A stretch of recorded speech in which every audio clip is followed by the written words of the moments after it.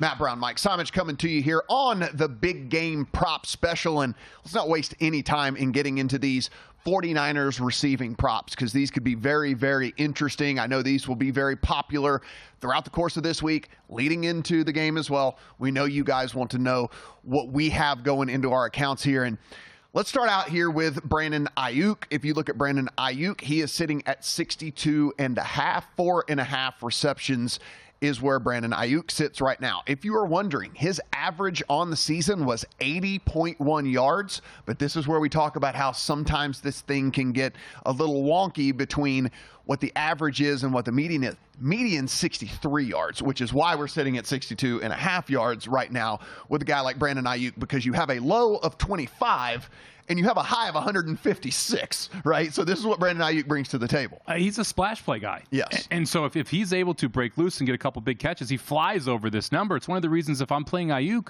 I'm looking at, okay, what's 75 yards? What's 100 yards? I'm looking for plus money props because I don't see him getting to 63 and you're really happy to cash here. He's either going to have a monster game against the secondary or he's going to struggle. And so to me, because you have such a large bell curve of possible outcomes, I'd rather try and play the extremes with Ayuk and get a big, nice plus money price. And this is one of those scenarios too, specifically with a guy like Ayuk. If you're looking to play any sort of same game parlays as well with Ayuk, juice them up, right? Because again, if you're playing overs, don't just stop at the 63.5 with Ayuk. Let's go to that game where he had 156 yards, Mike. 156 yards on 5 receptions. Yeah. 156 yards on 5 receptions. So, I mean, that lets you know right then and there what Ayuk brings to the table. One of the other things that I'd like to point out with Ayuk is if you take a look at his long reception, which you can take a look at, we're talking about the splash plays for him. His longs in the games, 42, 33, 25, 31, 76, 28, 45, 33, 38, and 51. He had 10 overs of his 24.5 long reception, 10 overs over the course of the season, 2 more 23s, which would be right there on the border of that 24.5, and 1 game with a 22. So again, you see what type of receiver Ayuk is. It's going to be very interesting to see how Kansas City's defense decides to play these wide receivers with both Ayuk and Samuel. They have Snead in there, who is one of the best cornerbacks in the NFL, but he does not travel with a number one. And I'm not sure who you'd really put as the number one here between Samuel and Ayuk. So he's going to be sitting on his side of the field. The other side, Connor, a younger rookie cornerback, been very good for the Chiefs, but he is a younger guy in the slot, McDuffie. Depending on how they decide to line them up, I think it's going to determine if it's going to be an Ayuk game, if it's going to be a Samuel game. But one thing I thought was surprising is Ayuk actually second on the team with targets. McCaffrey leads the team in targets with 17 in the playoffs. Ayuk second with 14. Only 6 receptions on those 14 targets, but Purdy has looked his way consistently in these last 2 playoff games. Let's head over to Christian McCaffrey. Christian McCaffrey played in 18 games this season. Over the course of those 18 games, Christian McCaffrey averaged 35.3 receiving yards. His median came in at 29 yards. He had a low of just 8 yards, and that came on a 1-target, 1-catch game against Seattle. And if you're wondering, wow, I don't remember Christian McCaffrey having a horrible game.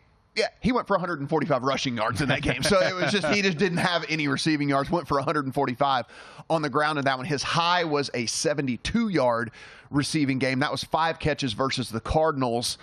Did have a 41-yarder in that game as well. But you see Christian McCaffrey kind of with a range of down to 8 all the way up to 72. And there's a lot of games kind of in that 25 to 27-ish range. The 34.5 is interesting because it does come down to what you believe when the game script and the role here for the 49ers. Yeah, with McCaffrey, I'm looking more at the receptions. 4.5 is the over-under number. Juice to minus 140 on the over. I would put in the over ticket now. This is just going to go up. This juice is going to go up. I wouldn't be shocked if we ended up at 5.5. I mentioned first on the team in targets in the playoffs, 17 targets, 11 receptions. A lot of his passes are very catchable, too. Some of those targets were just misses by Brock Purdy, specifically in the rain against Green Bay. I think the target share stays with McCaffrey here, especially with what we've seen from this Kansas City defense. If you look at how they played the Ravens last week, they were just begging the Ravens to check it down and throw it underneath. If that's how they come out and they take on this San Francisco team, McCaffrey's going to have a busy day through the air. McCaffrey over that 34.5 number 7 times in 18 games. So just keep that in mind that, yes, he is a very active part of the pass game, but a lot of times it doesn't always equal big yardage. That feels like a trap number to me. It feels like it's higher than it should be. If I was taking anything here, I'd take the under on the McCaffrey receiving yards. Everyone's going to have McCaffrey props in the account.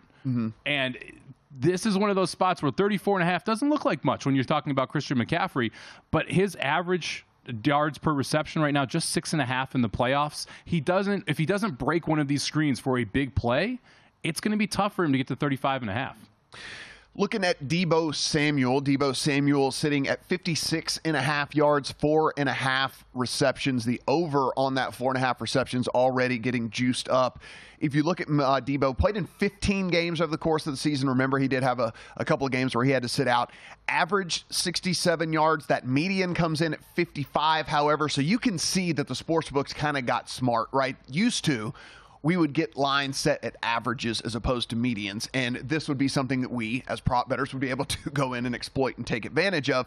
They got smart to all of that, and you can see, even though the average, you're going to look, this is why we're pointing it out here on this prop special to everyone, because you're going to look and say, wait, it's sitting at 56, and he averaged 67, obviously. He's got to take the over. Yeah, whatever. Yeah. Again, but the median at 55 yards for him over the course of the season. The low was 21 yards. Now, that was in Week 18 where they only played a little bit. He did have a 24-yard game, and that was actually in the playoffs against Green Bay. He had a high of 149 yards. That was on 7 receptions, 9 targets versus Seattle. Deebo, also one of those guys that you can look at for these splash plays as well. He had longs of 22, 23, 40, 42, 40, 24, 48, 54, and 26 yards over the course of the season. That was 9 overs of his current long catch, which, by the way, is another prop that you can bet out there for him. 9 overs in 15 games. It's important to remember that Green Bay game, he did leave in the first half, didn't play any of the second half. So one of the reasons you saw that low total, I was really impressed with how focused they were on getting Deebo the football in the Detroit game, in that NFC Conference Championship game. Ends up, he's got 11 targets so far in the playoffs, 10 receptions. Amazing stat, 88 yards after the catch for Deebo. He's got 113 total. So that means he's catching a lot of shorter passes and be able to break them. That's why we're seeing the juice coming in on the over, the 4.5 receptions. Of any receiver receiving yards for San Francisco, Deebo is the play to me. He is going to get targets. He's going to get catches. As long as he stays healthy, and there's no reason to think that he's going to be bothered by the injury, by that shoulder injury, because he was able to play in that championship game. Now he's got 2 weeks to rest. He is the one guy on this list I like toward the over from a yardage perspective. George Kittle played in 18 games this season. He is sitting 46.5 receiving yards. The over slightly juiced, 3.5 receptions. The over juiced heavily on that one. That one we might actually see tick by the time this might go to 4.5, because we're already at a ton of juice here on the 3.5. We might actually see an entire catch get added to George Kittle here. Average of 62.6 yards on the season, but this is one of those guys that we were talking about. The median 67.5, 5 yards higher on the median than it is on the average, and the reason for that, he had a 1-yard game. that hurts the average. He had a 1-yard game, that weird Browns game, if you remember. He actually ran a route on 83% of the dropbacks, but he only got 2 targets. It was just a very weird game for San Francisco. He also had a high of 149. That was against the Bengals. 9 catches on 11 targets. All season highs for him. The catches, the targets, and the yardage, all season highs for him on that one. But we know Kittle taking advantage of the middle of the field. We also know that if you're going to look at a strength here of the Kansas City secondary, it's going to be those outside corners against the wide receivers. Kittle could be in for a busy day. He could be, and he's going to run every route. He's the only tight end that has caught a pass so far in the playoffs for San Francisco, so he's going to be out there consistently. I just can't jump in on Kittle. If you look at his stats, just 10 targets so far, only 6 receptions in the playoffs. And again, I'm not sure how many possessions we're going to get here. It feels like if he gets over that 46.5, you're going to need one of those big rumble Kittle type plays where he catches the ball 10, 15 yards down the field, able to break a tackle, go for another 20, 25. Then he flies over this number. I'm not convinced he's able to do it. So I'm going to pass on Kittle because I am scared that the target share he could end up with here.